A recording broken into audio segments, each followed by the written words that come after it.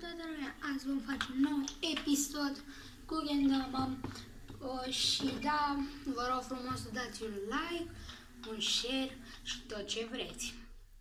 Azi vom face un tutorial la un trick foarte ușor pe nume Bird. Pentru Bird trebuie să știi Spike, fiindcă e cam același lucru și trebuie efectiv să ții mâna cum trebuie. Așa că eu o să fac tutorialul pe o Gendama Chrome, pe care m-ați văzut și în Kenner cu Eddie, nu cu această combinație foarte bună. Nu o să fac cu aceasta, o să fac cu aceasta. Și hai să începem. Pentru acest trick trebuie să știi Spike, fiindcă vine cam la fel.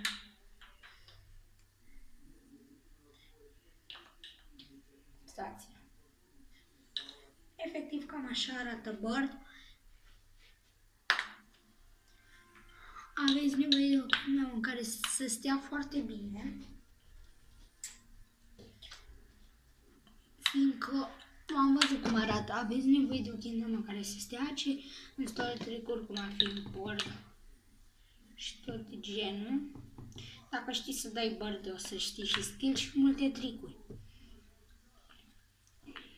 Pentru Bird nu ai nevoie de Gendama sticky, ai nevoie de o Gendama bună care să stea în stoluri. Orice Gendama stă în stoluri, dacă o tăcești puțin aici. Asta stătea și la început, fiindcă era Bird în cope. Și stă foarte bine.